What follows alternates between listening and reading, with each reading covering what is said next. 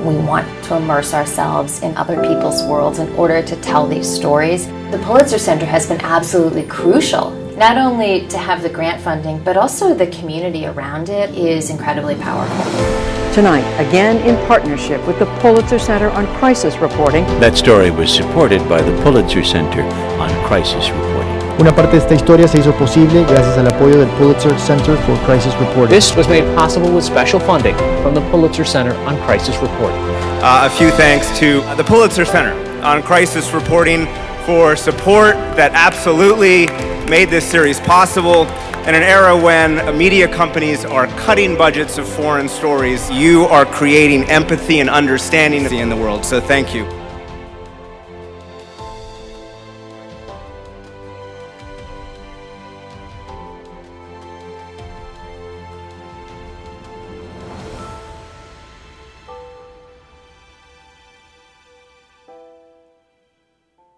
Thank you, Guido. Yeah, that's a little taste of our reporting. So we're working on many different levels. We give, as you saw, about 120 to 150 grants to professional journalists. I myself was a journalist receiving grants from the Pulitzer Center many years ago, and now we're interested in not only promoting good journalism for the public good with professional journalists, but the next generation, and that's why we're here at Forsyth. You guys are now part of this community that we have. We do this by what we call our campus consortium, which you can see here, and our student reporting.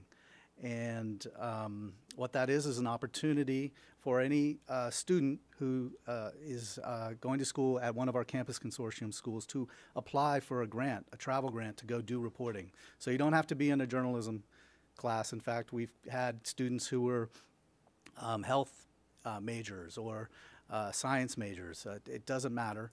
You just have to have a good proposal and a good story, and what we do is we end up pairing you up. If you're selected, we'll pair you up with a professional journalist as a mentor, and then you can go out and do reporting like these student journalists have. And as you can see, this is Thomas Woodall Posada. He was the first student fellow from Forsyth. We were going to have Thomas here today, but he couldn't make it. He's still in, or he's visiting Puerto Rico. His reporting, though, was all about how Puerto Rico was responding to the water crisis after the hurricane. So he went down there, and I produced 2 stories. Maybe we could just watch a little quick video that he made, and you'll get a sense of what he saw.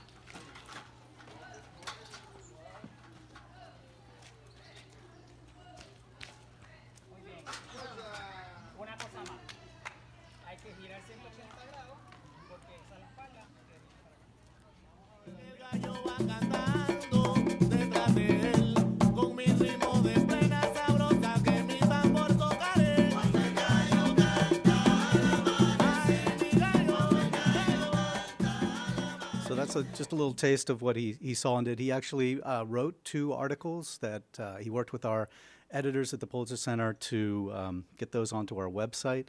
And he's part of our reporting fellows for 2018. And we had wanted him, hoped he would be here, but he can't. So we're lucky to have other student fellows who are right here nearby in North Carolina. So we invited today Kylie Price from Wake Forest, and she's going to tell you just a little bit about how her project went. And she looked at the ecology of monks in Thailand. So welcome, Kylie. And feel free to ask questions about the student fellowship and how it works and any questions you may have. Yeah. Hi, everyone. I'm Kylie. I go to Wake Forest, and like he said earlier, you can apply for this no matter what you study. I'm actually a biology major, but a journalism minor, so I'm planning on mixing the 2. And then here's my story right here.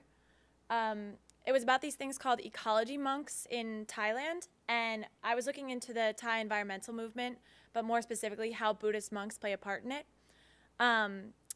And so I went to Thailand for 3.5 weeks. I bopped around to like Bangkok, Chiang Mai, Serene, and Chonburi. And I ended up publishing a story in Manga Bay initially, but it ended up getting published in a lot of different places as well, including the Thai embassy, which was really cool.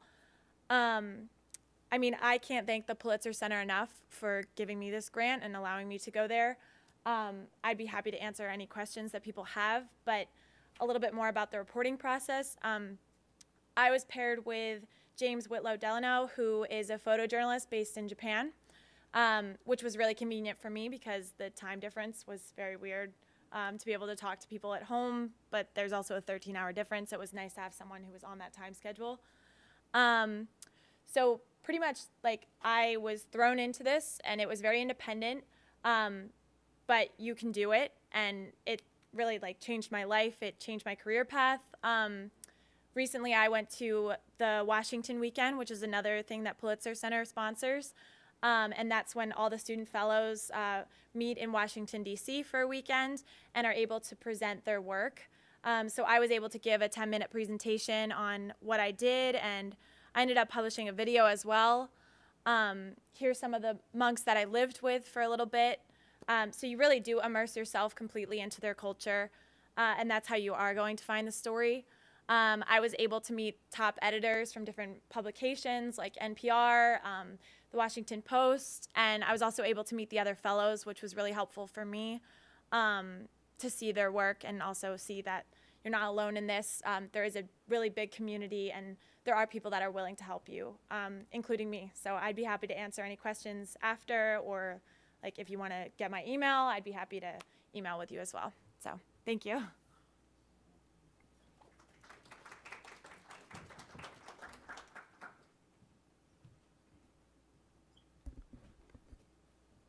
Well, thank you, Kylie. That was great. We're really excited and always eager to help our student fellows, find these stories. So, like she said, don't worry if you don't have any journalism experience. You just need to think about applying, think about a story, talk to your advisors, talk to your teachers about how you might formulate your pitch, and yeah, it can happen. So moving on, we're going to one of our, as I mentioned earlier, one of our things is that we bring journalists, our grantees, to universities and to high schools to talk about their projects and to have a conversation about the issues. So we're very lucky today to have 2 veteran investigative journalists. They're originally from Argentina, but they do and have done a lot of work in Panama.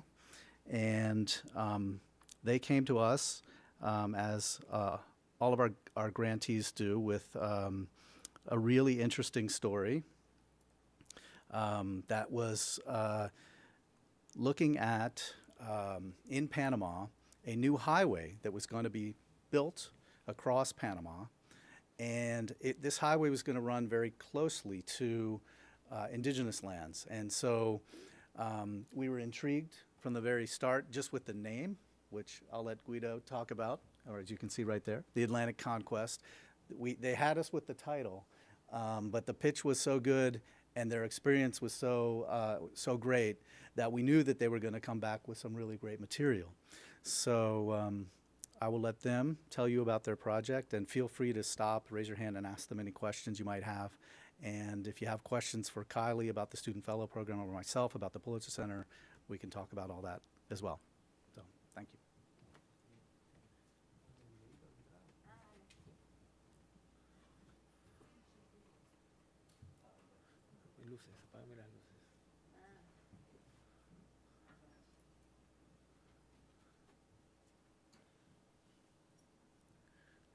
Hello, thanks for coming.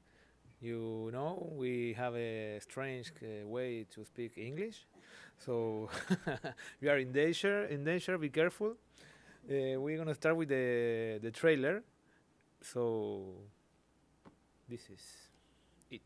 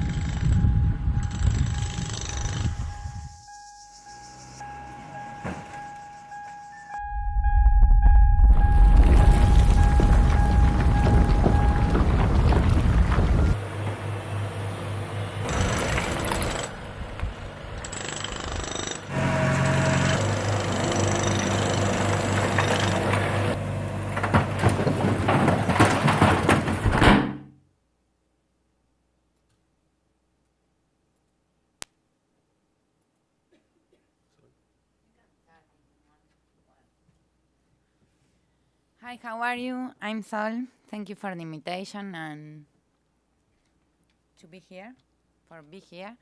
Do you know something about Panama? Well, we are from Argentina, really. That is the last country on the south. But we work in Panama. It's a little country that links South America with Central America. And 103 years ago, the United States government built the Panama Canal. This is very important for Panama and for the world too, because it's the passage of a good part of global trade.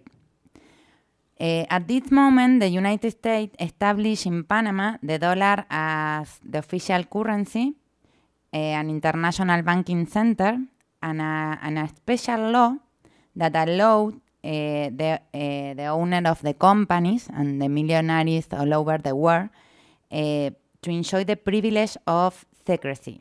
You can have a company in Panama and no one knows that. So it's an important way to hide money. So this is Panama. We work there. Here are, the canal with the big boats. It's not boats, but something like that. The buildings, that is the image of the progress of Panama, and the nature.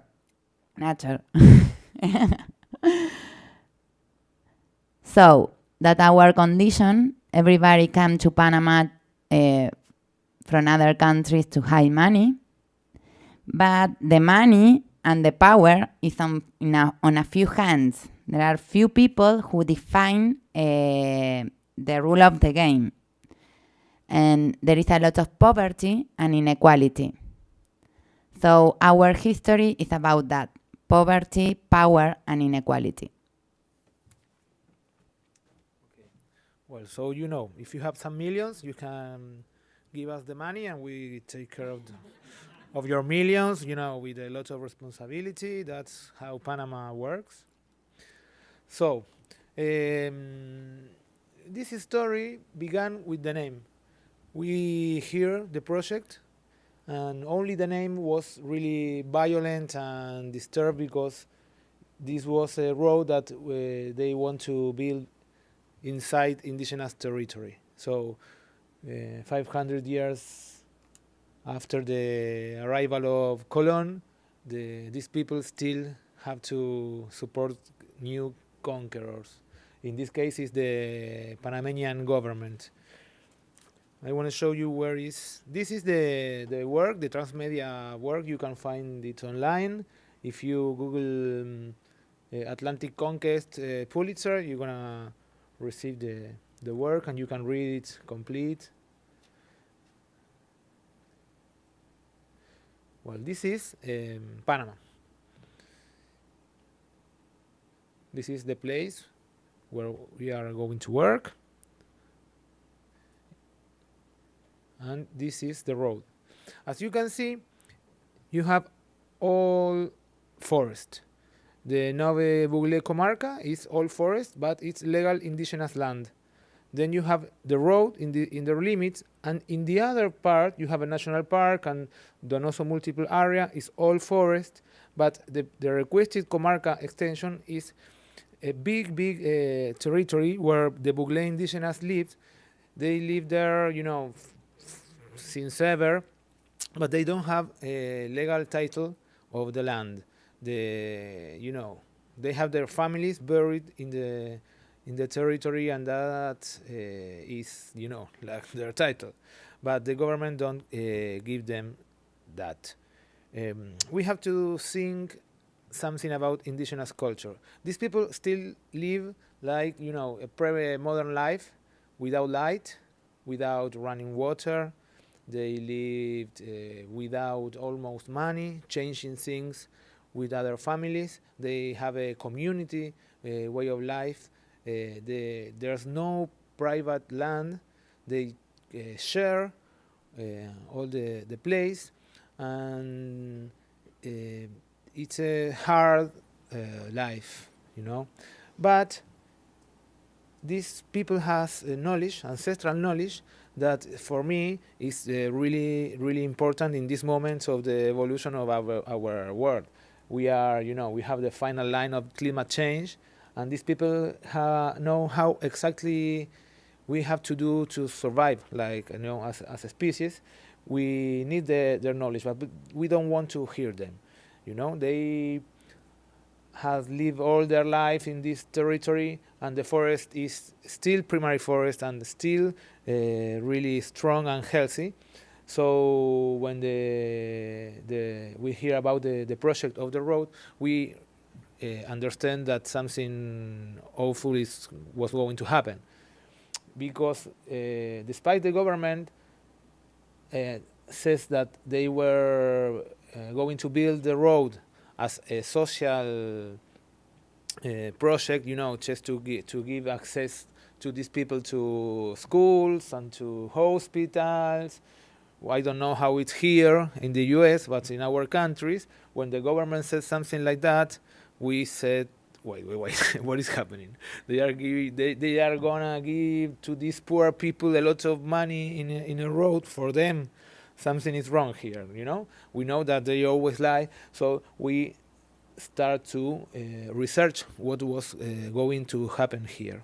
First, I want to show you another video about the indigenous culture.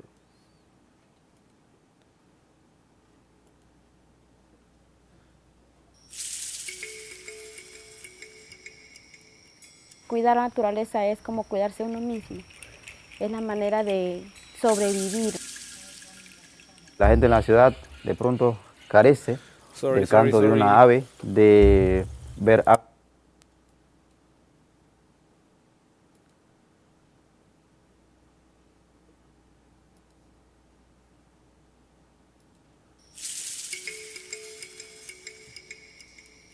Cuidar la naturaleza es como cuidarse uno mismo.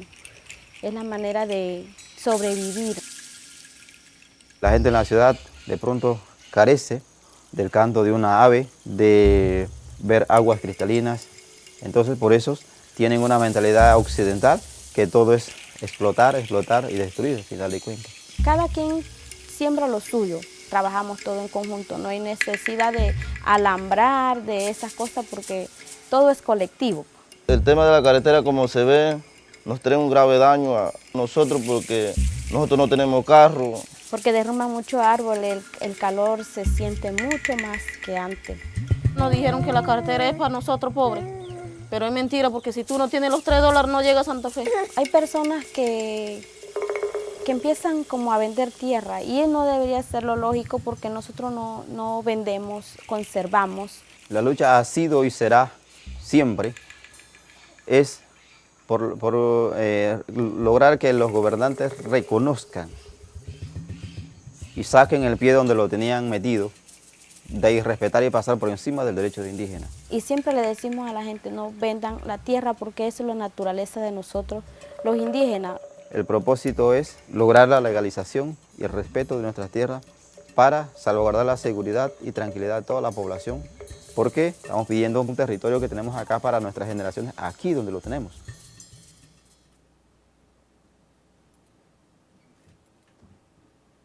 So, fact says that indigenous people are in the front line, defending the rivers, defending the forest, not only in Panama but around the world.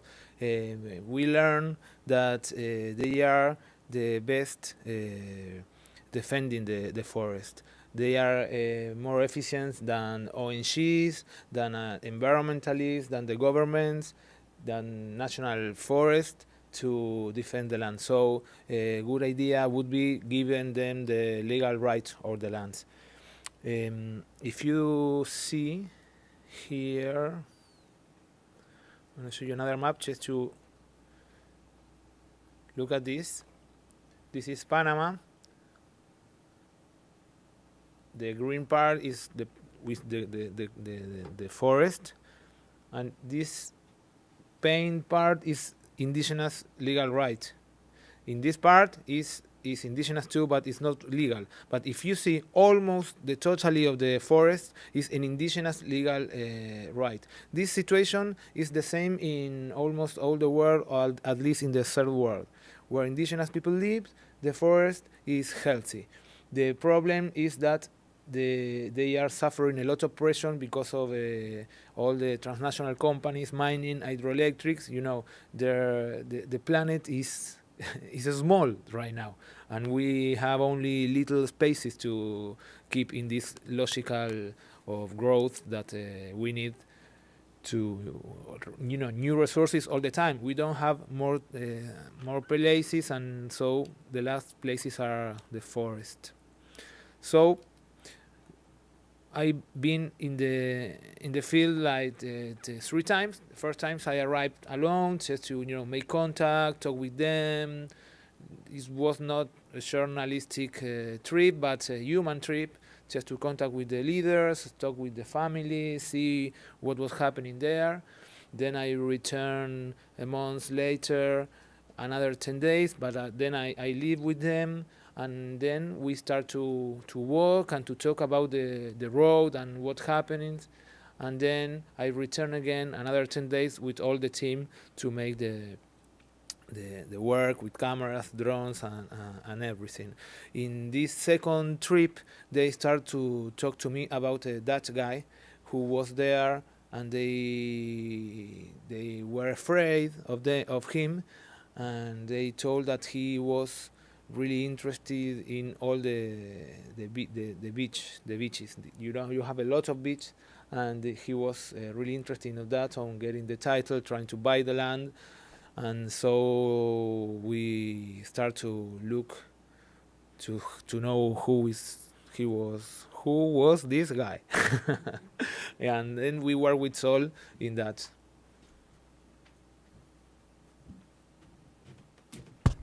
Well, as I told you, Panama is a tax haven. The nation is like a big bank, and a lot of millionaires around the world improve the offshore platform to hide money or make more money. Where is Max? No, antes.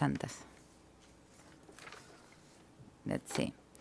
So, if you are, for example, in the USA, from outside the Panama country, you can phone or email a lawyer like Ramon Fonseca Mora. That is this man is the owner of the film. I don't know if you heard about Panama Papers. It was a big league of this firm, Mossack Fonseca, and for a year, 200 journalists all over the world of 18 countries investigate the document of this firm, and we found a lot of millionaires all over the world that avoid tax or hide money, that the origin of the money was like suspect, at least. So this is the man. This man now, after the leak and the global investigation was published, he went to Santa Fe, that is the province of that zone, and he is a producer, orange producer. He makes juice. So this man used to create companies for millionaires all over the world to hide money. So you can do that, phone to a lawyer and ask him open a company, and after that open a bank account and hide money. No one ever knows that is your money. Or you can go to Panama and try to do business there, tricking the people of Panama. For example, Max Van Rikswijk. So this man is a Dutchman, and when Guido traveled to the zone and talked with the people, they mentioned Max. So I start to investigate Max. What Max has in Panama, how many money he did, how many companies he opened, how well he buy land, for example. So online, we have a lot of resources online, databases to investigate people. For example, Open Corporate is one of them, an investigative dashboard, and there is another database online. You only have to go there, opencorporate.com, and put the name of the person of your interest in, and go. So we start to research Max, and we see here that he has now todavía 34 companies. After that, we built a database in Excel, and we put all the companies and the directors, the date of creation, the country of creation, the number of the company. And after that, we can see with the name of the company at the public registry in Panama. Every country have a public registry, so you should go there to know who are behind in a company, who had land, for example. If I put the name of a company of Max here, sorry, I did it wrong again. Paraíso Escondido is in English, paradise, hidden paradise is the name of the company. I went to the public registry, I put the name of the company, search, and I could take the documents of the company. For example, here, I have a lot of information that is official information, and I need that to be sure what I publish after that. So this is the name, and I could access to a lot of documents. For example, this one. I have there 1, 2, 3, 4, 5, like more than 10 documents. And here are the acts. So everything is official. So we know that man arrived in Panama in 203, and in 10 years he could buy 6,000 acres on the coast of the zone that Guido went. And he did it in a horrible form because he tricked people. For example, there is one farmer, Paulino González. He didn't know how to write or how to read. And Max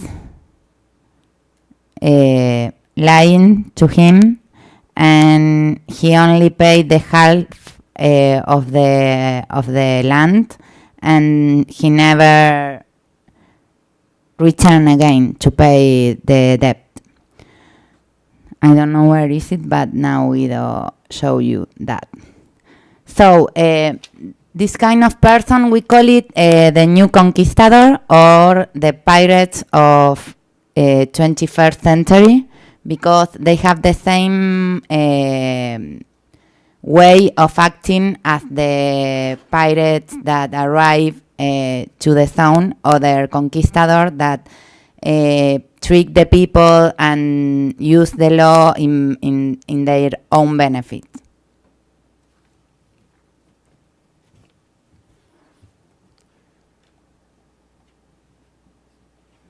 This is Max. We found in this process this little advertisement online.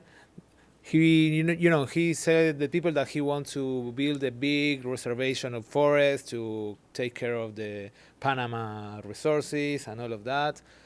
But in the same moment, we find on the internet that he was selling land for $15 million. Big beach. This is the map of their properties. In 10 years, he gets all that. You saw the video. The beach are incredible, and no one has been there. There's no road. The only way that you can arrive to these places is by sea. And how he did that? This is Paulino González. It's one example, but we have a lot of people we found there in the beach. He lives all his life in the forest. He never went to school. He never went to Panama City, not to New York. He never went to Panama. The first time he went to Panama was when Max take him in an helicopter to sign the document of to transfer the land. He never went to school. He don't know how to read, how to write, and look at how he signed the contract with her fingertip. Okay, so this is the kind of relationship between a big businessman, European, with the guy who all his life was living in the forest. Besides, we have to understand another thing. For these people, the land is the way that they have to survive. So they agriculture, they work the land. So the beaches for them, they don't have no importance, because you can only find coconuts. So when the Dutch guy arrive and they say, I want the beach. Okay, but you don't want my land, my house. No, you keep that. Oh, give me the beach. So the people say, okay, and they sign. And he never paid everything, and I'm gonna show you another video about that.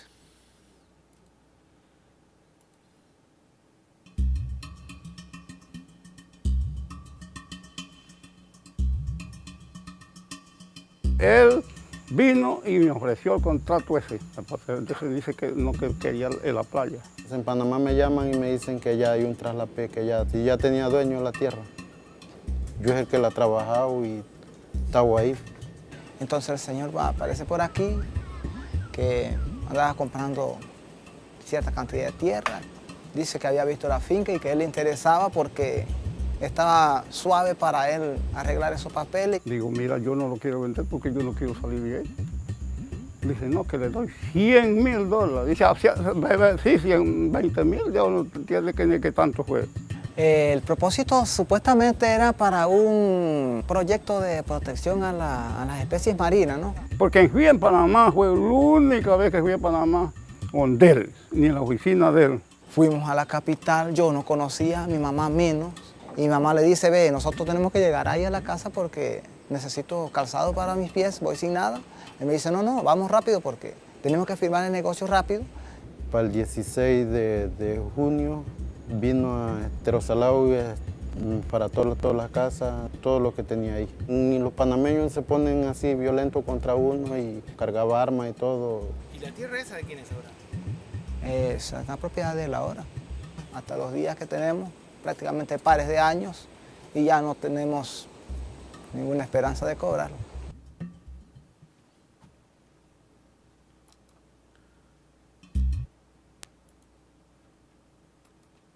So this was the situation. But these are the foundations that Sol was talking about. But then we keep thinking, okay, the government is making this road for a Dutch guy? No. For the Indians? No. So there was something left in this history. So we managed to receive the project of mining, hydroelectrics, hotels, and all that stuff, and then we understand what happened in fact. For the benefit of the world, is the slogan of Panama. Panama is like a prisoner of this situation where the elite of Panama use the country as a platform for transnational business, and they earn a lot of money. So we always say that Panama is a rich country full of poor people. So when we have all the information, we start to work on the maps, and when we made this map, we understand what's happening here and why they made the road. This is our road. These are the hydroelectrical projects. It's a small place, Panama, and you know, when you made the hydroelectric, you kill a river, you flood a lot of land, and we have all these projects. We look for mining, and we have gold and copper mine. The first quantum minerals is one of the biggest mines that they are building in the world. Then we ask for more energy. These are companies that made energy, you know, burning oil, bunker. Then we find another aeolic energy project. Then we have 3 big resorts. And then we have the transmission line, because all this energy is not for the indigenous people. This energy, you know, is for sport and to take out of Panama the resources, the natural resources of the country. And these are the countries. So this story is the story of the transnationalization of the resources, of the natural resources of the country. So that was behind the little road in indigenous territory. This work was made not by Sol and me. A lot of people work. We have all this research team. We have photographers, video editing, design, maps, editors. There's the drone team is indigenous team. We work, and they didn't want to appear in the credits because of security reasons. And well, this is what we done. So if you want to know something else, we are here to.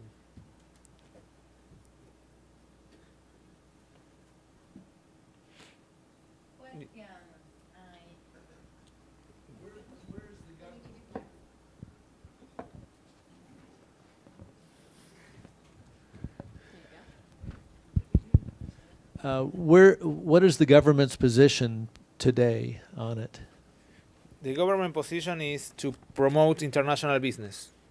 So they don't have another attitude. When the story was published, they have some answers, and they made a fast. They announced a new, project to manage protected areas. They say the problem is, okay, we need to take care, more efficiently these places. But it's always, you know, like superficial response. They only want to, you know, to manage this moment with the publication, because it was a big scandal in you know, in Facebook, Twitter. This work appears in the main newspaper of Panama, in print too, so it was a big scandal. But well, in Panama we say that we lived from one scandal to another scandal, and at the end nothing happened, because because tomorrow we have another scandal. Well, no, and you know, this is this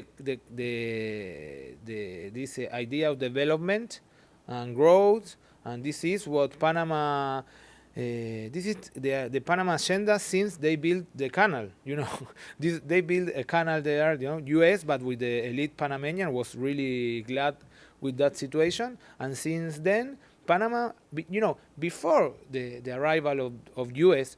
Before the Spanish, the indigenous people, the Incas from the south and the Mayas y Aztecas from Central America, they meet in Panama to make business. Okay, after that, when the Spanish arrived, all the gold and the silver that they took in Colombia, in Peru, they have the Amazonian. It was really difficult to go to the Atlantic, to get an Atlantic port, and to go by boat by ship to the south.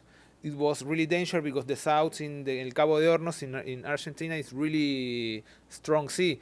So they used ships, and they went to Panama. They put all the gold on the floor. They walk with the gold until the Caribbean, and from the Caribbean they go to Europe. That's why the Caribbean pirates, because they want this movement of ships full of gold. And so this situation, this geographical situation of Panama, in one sense, is something good that could give to the country a lot of resources, but the country is like we have a little elite that make this kind of business, and they don't care. They don't care. That's why Panama Papers and all that stuff, you know. So that's why Panama is one of the 10 countries in the world with more inequality. So there's a lot of resources from UN that Panama don't receive, because the income per person is of a rich country. The problem is the distribution of that money. So that's why we said that it's a rich country full of poor people.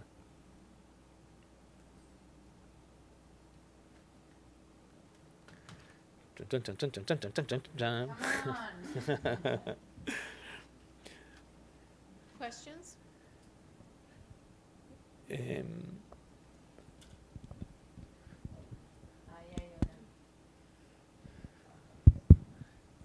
Another question. Is there any hope for the indigenous species along the Mosquito Coast up there? I think that it's the last place to destroy in Panama. That and Darien, and the frontier with Colombia. And the pressure is in these two places. I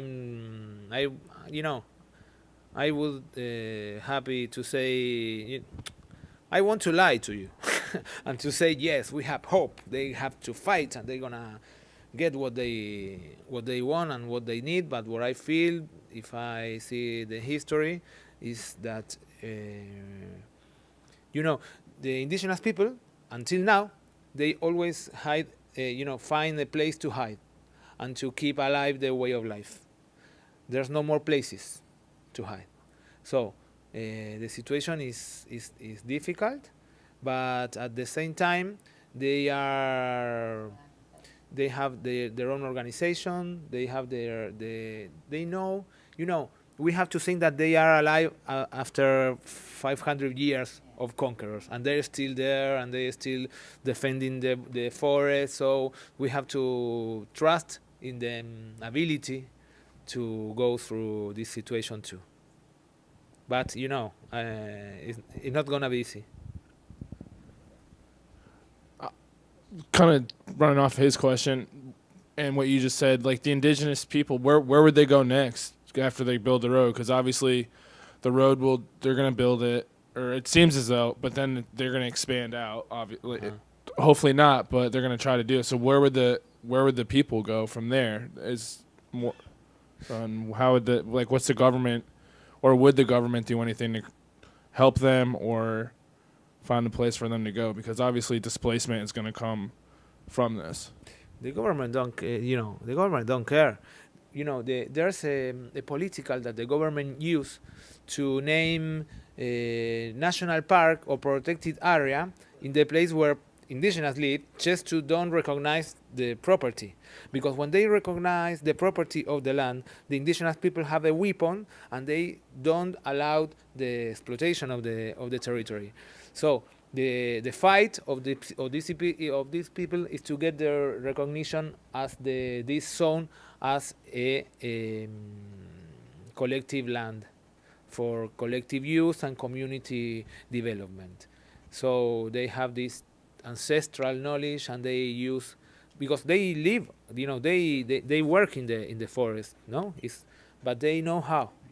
And they use one part and they then stop, they wait for the regeneration and they go to another, and it's not a massive exploitation. They don't want to export, it's only for subsistencia. But the people is still there, and well, we have to see. For me, the thing is, if you think,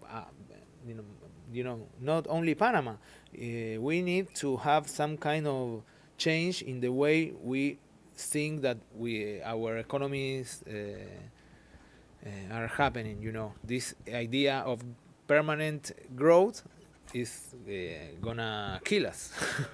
There's no way that this planet could still alive in 100 years if we don't make strong changes. There was an idea of the wood. When you have a forest, you have zero development and zero growth until you cut. When you cut the forest, then you have development and you have growth. But it's a difficult. Yeah, it's a difficult situation. I'm embarrassed to ask this, but I don't know a whole lot about Panama. So what is the relationship between the United States and Panama? I know you put it there about Teddy Roosevelt, the Panama Canal. That's about all I've heard. So what is the relationship now between the countries? It's a really interesting question. The other day I went to lunch with an old American friend. Who writes in the New Yorker, New York Times, and he always lived in Panama, Newsweek. He made different books, and he told me that idea of Roosevelt says, I took Panama. Yes. And he told me, and Trump will say, I lose Panama. Because in this moment, China has signed several deals, contracts with Panama in the sense to give infrastructure for free to Panama. So they are promising. Nothing is free. Nothing is for free. No. We know that. And it's a tragedy for Panama because China is a big monster that they want to eat this little country. The rosewood is like the Chinese people love rosewood, and in Panama we have some arbol called cocobolo that is this kind of wood, and in the last 5 years we can find no more cocobolos in the country, in indigenous territory, more in Darien. I'm working in that subject right now, and the situation is going to be really hard. They promised a new bridge across the canal, because the canal, cut the country in two. We have 2 bridges, and in the city we have only one, and it's a really disaster every day. The cars, you have 3 hours to go, and this bridge was built by the U.S. Army in the 50s. So they promised a new bridge, and they promised a train from the Panama Canal to Costa Rica. Okay, So the Chinese influence right now is strong. Next week, the president of China is going to Panama. A couple of weeks ago, Mike Pompeo, he works for, I don't know exactly but he went to Panama surprisingly after the signs of the accords, and he arrived and he started to talk with the president, and he said, "What are you doing?" And the president of Panama says, "Wait, we are making business with them, but we work in security with you." Okay, so we still work with the CIA, with your intelligence. We give you the canal for you. We have this historical relation with the U.S., and we still in this situation, but we are going to make business with China. Panama, before signing these deals, Panama broke the relationship with Taiwan because China don't allow the people that have relationship with Taiwan to have relationship with China. So Panama and America, United States, defend Taiwan. So a lot of countries of Central America have this relationship with Taiwan during a long time until now. And this is a movement that China made because of this conflict that they have with America, with the trade, international trade. I don't know exactly the situation, but one of the movements of China was to go to Central America. But Panama and the U.S. have a strong relationship. When there was 100 years, the army was there. There's a lot of families mix, and in one sense, the dream of all Panamanian is to see a baseball match with a Budweiser. The cultural stuff is not Chinese, it's American. But the things are changing.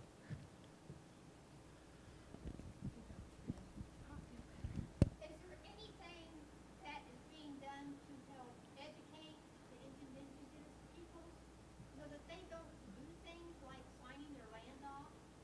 Is there anything that is also being done on a worldwide basis? I know you've got a very good start here. Is there anything to let the world know in a bigger scale what's going on so other people will rise up and support? There's about education, they have the people who sell the land. There's no indigenous people. They are because not all the people are indigenous. The people Paulino, the people in the beach are more Afro descendants and the different things. And they have schools. The government don't allow the two-language education in this zone. So it's a fight. It's a fight for the cultural survival. About the land, what they want, and they are determined to that, is to have collective land. They said if they gave us individual titles, for us, they want to cheat us with that. Okay?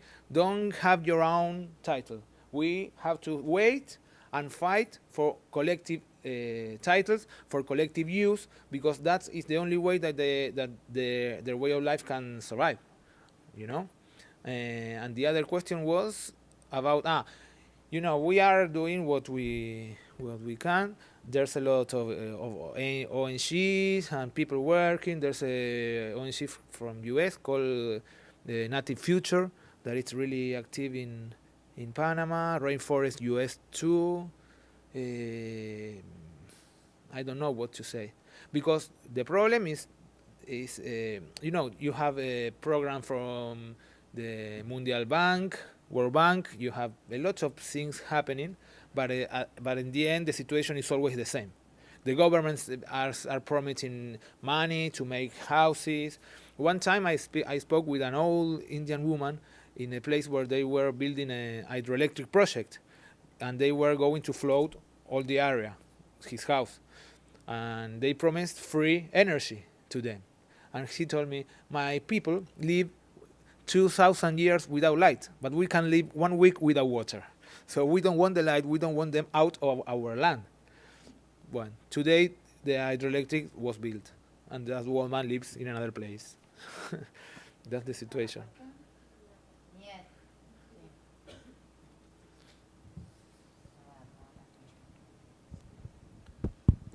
Okay.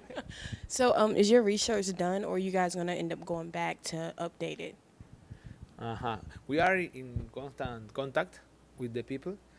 This was the project, and we are, last week they announced the building of this transmission line, and so the things is. It's important when you publish something to continue watching what happened with that. Or we publish, so it's done, but the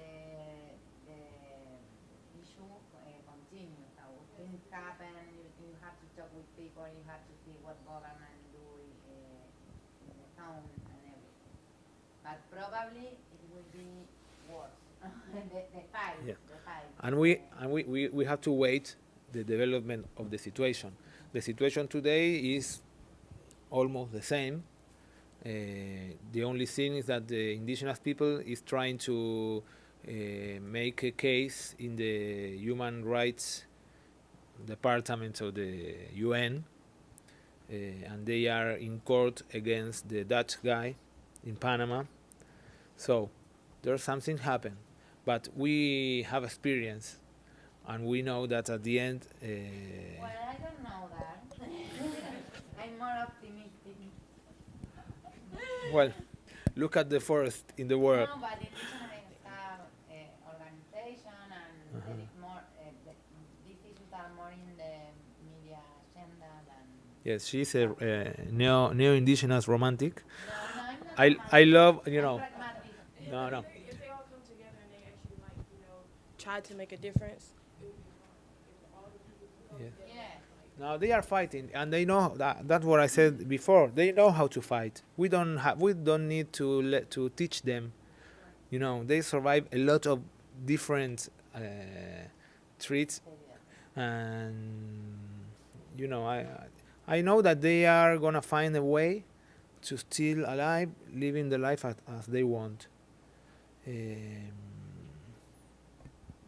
You said that the Dutch guy was in court with people in Panama or here in the United States? No, in Panama, in the Panama justice. So are the people in Panama fighting against Max Rajiski? Is that how you say his name? Maxi. To try to get some of their money back or to establish claiming their land back? Yes, because the Sherman was not silly, and he is not buying indigenous land. He is buying this part in the coast where you have a mixed population, with farmers, people that came from another part of the country, and they was living there, and these people are trying to get their land back. In one moment, you can blame to someone who is really poor, and then someone arrived there with a lot of money for them, But the intention of the go to justice is to anular el contrato. Yes, it's to Broke the contract because he didn't pay. He didn't pay everything, and and he's waiting. That guy is waiting for the time to pass to the bill to the road to be built, and the development, and the price of the land is going to rise. He had a portfolio when he said something funny. It's like a speculation paradise. He says, "Don't wait to buy land. Buy land and then wait." So you said the indigenous populations are making an appeal to the UN. Is there any talk from the UN about sanctions or any kind of push from the UN to get some kind of a resolution? They have this meeting. I think there's 2 or 3 annual meetings, and they are trying to go there. I think that in the next meeting they're gonna present the case. They have the indigenous Panamanian. They have several organizations. They have community organization, then like a bigger congress from each. We have 7 different indigenous, so you have little communities, organizations, then you have a big congress of each ethnia, and then you have a big congress of all the indigenous together. So in this big one they have lawyers, and in this one they are working on this case, but they don't have a lot of resources to travel. They have to come to Washington, so then they receive the support of this ONG from US. And well, it's something, there are structure that they are working since 50 years ago. People that they are taking the land, people that defend the land, people that help, and this UN. But in the last 70 years, Panama lost the 70% of their forest. If you see, not only in Panama, in Argentina, the same thing, with other problems, but the forests have disappeared in the last 15 years. I think that it was 60% of the forest of the country. I don't know what is happening in the US, but the situation around the world is really hard in this item, and we need this, to do something about this.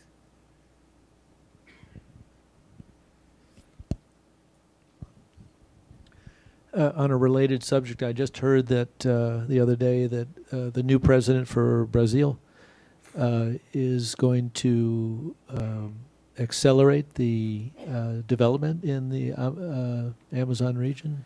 Yes. Have you heard this? And if so, can you give us a comment on it? Yes, Bolsonaro is a tragedy. It's a tragedy because of a lot of things. Bolsonaro is the new president of Brazil. And he says, well, all the world are saying to us that we can't touch Amazonas because this is the land of the world, but Amazonas is our.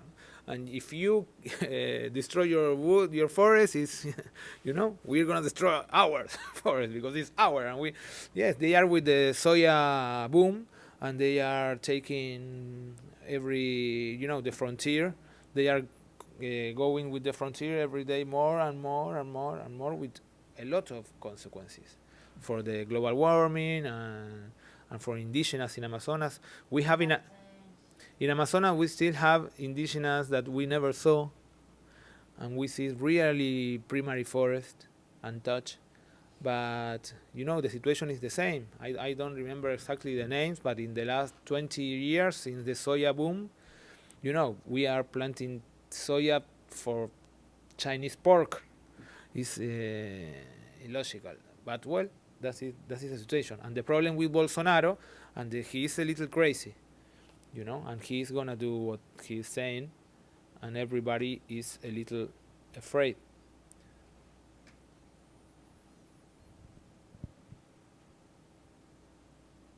All right, ladies and gentlemen, thank you very much. Thank you.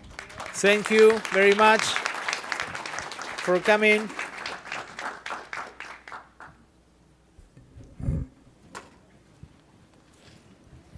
Nice and dry. Let's see.